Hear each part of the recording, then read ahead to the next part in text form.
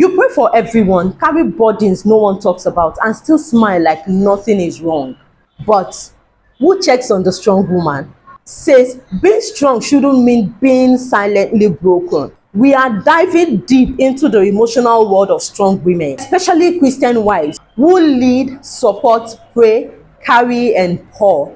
This is for the women who are everyone's anchor but are secretly drowning. Now, here is why strong women suffer in silence. We are praised for handling it all.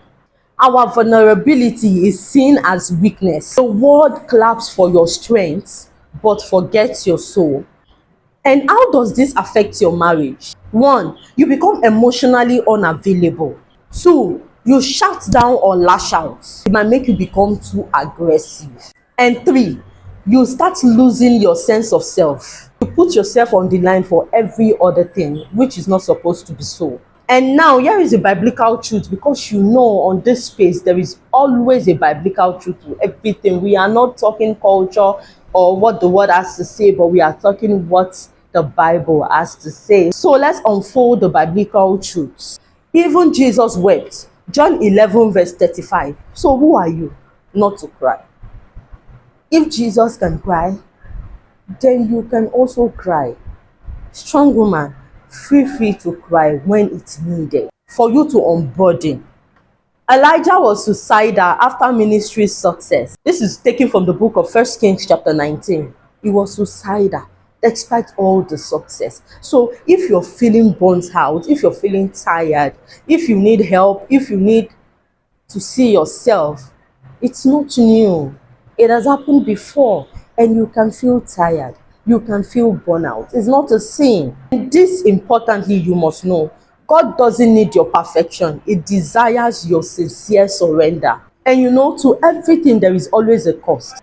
Always being strong will cost you bitterness, emotional burnout, unexplained health issues, disconnect from God because you feel unseen. So what's the essence? If you're being strong to do with the will of God, if you're being strong for God, and at the end of the day you now get disconnected from God because you feel unseen, so what's the essence? Woman of God, it is time to heal.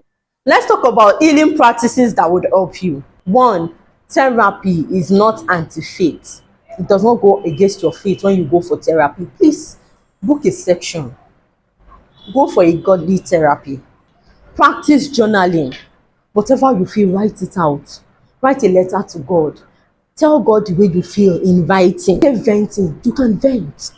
You can vent in the corner of your room and vent. You can have sisters, trusted sisters around you. You can vent to. You can vent to your husband. As in, just be in a corner, vent, let it out.